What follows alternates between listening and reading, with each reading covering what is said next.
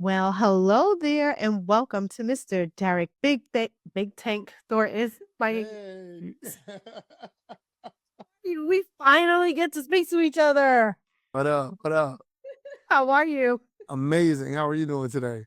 I am doing wonderful. Thank you for asking. Plus, I Awesome. do want to give people some background on some of the dope things that you've been a part of before we start talking about BMF. So, if you do not know about this great man, he has been the music supervisor for tons of shows that you may have heard of. So, obviously, he's been a part of Power, Dope Thief, tons of other ones. So, but today we are here to talk about BMF and yours as the music supervisor for this show.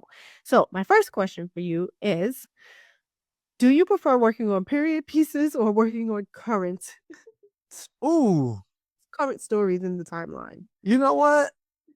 That's a dope question. I don't know if I have a preference, but I love period piece shows. I ain't gonna hold you because it takes us back. You know what I mean? Like we get to take ourselves back, like that nostalgia of our childhood. Yes. You know what I mean? And how that music made us feel from back then is dope. So to be able to go back and touch that stuff is always fire. Now that being said, current shows are, because we can still play some of those records from back then. You know what I mean? So current shows are awesome as well. But I'm not gonna lie, like there's something about being able to jump backwards and create the look and the smell and the feel and the texture and the verbiage and the slang. Like we had a song in one of my shows where they were talking about Suzuki Samurais, and I was like, not the Suzuki Samurai. You know what I mean? Just made me think of that car. I hadn't seen it in a long time. But, just to be able to do that, I think is dope. And I think that people who are, older than 16 appreciate those shows as well. I agree. And some people under 16 as well. I don't want to limit us completely, but I do have a question about your process, right? Mhm. I know that we jump back and forth and, working in the present is probably, I guess, I don't know if it's easier for you, but for the shows that where you have to tap into nostalgia, are you doing all of this from memory or do you have like serious research base whereas you go back in time and you research what were the sounds of the time? I would love to be able to say, I just remember it all, but of course, that would be a lie. So definitely doing a lot of research. I DJ, I have my turntables and stuff right there. Um, I'm always going back to listening to time period, and then I make music. I've been a producer forever. Like 1 Minute Man was my hit record, my first hit record, right? So with Missy Elliott. So but even before that, I've been DJing since I was 12. So we understand what an MPC 3000 was, the MPC 2000, a Triton, the Trinity, the Juno, like all the pieces of equipment that we were using back then, the SB12, how we were cutting up samples back then. So I already know that style and I know what it is, but I still listen to a ton of the R&B and pop and country and dance because the textures have to be the same. How the songs are performed have to be right. How the singing, we didn't have auto tune yet.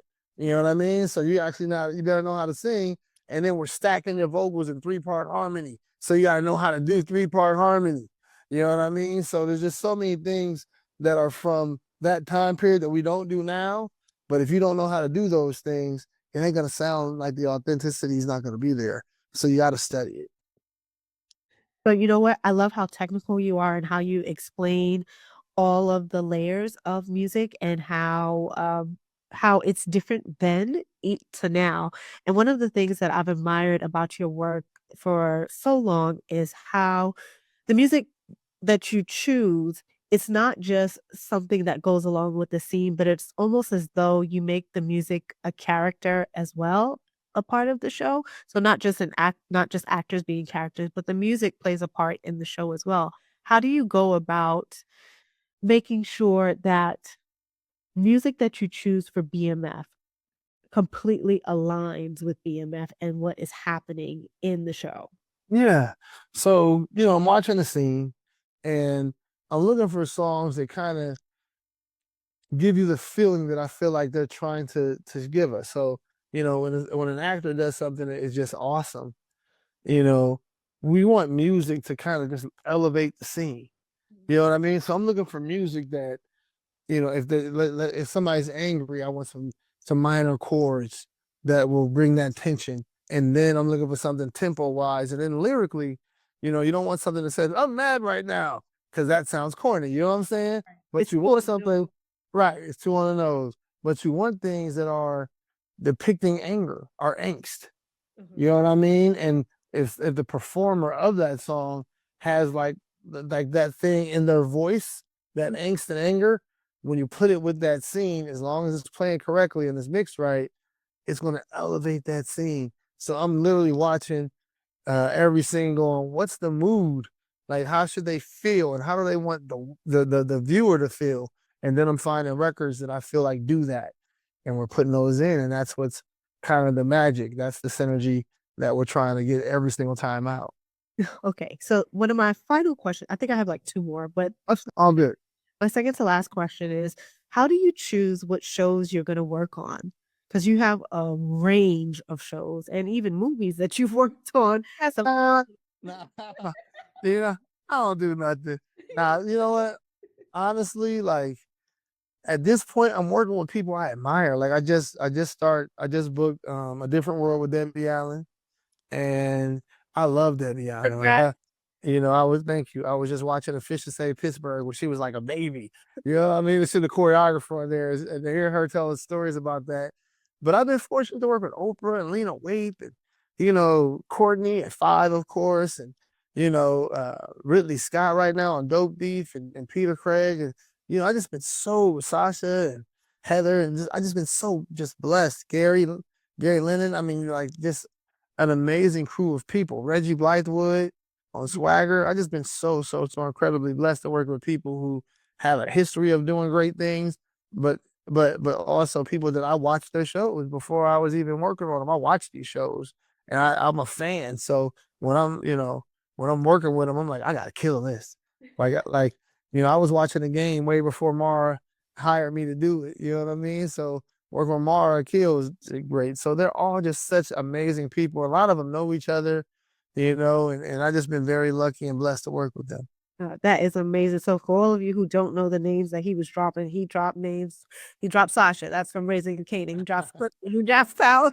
Like he was naming names, and obviously he named Lena Waithe. So he's worked on the Shy. So all of the shows that you guys are pretty much watching, you can thank Mr. Tank for all of the music that you hear on there. So my final question for you is, what's one of your favorite things about working on BMF in comparison to the rest of the shows?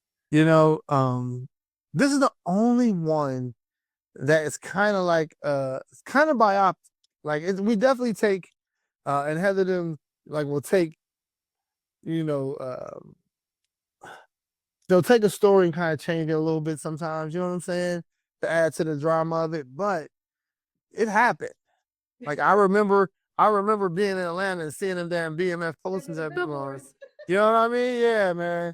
I remember that. I remember like going to a club and seeing like 50, 100, 200, 300 of these dudes with big ass nice cars up front. That's when I was a producer and going there and seeing them and then like bumping into these guys and talking to them and I remember all of that. So this actually happened. It's not fictional. There's parts that are embellished, but this happened. So the thing about BMF that is different, and also that time in Atlanta was special. Like when Andre came out the Source Awards and said what he said, and it birthed like this whole new Atlanta music thing that we hadn't had.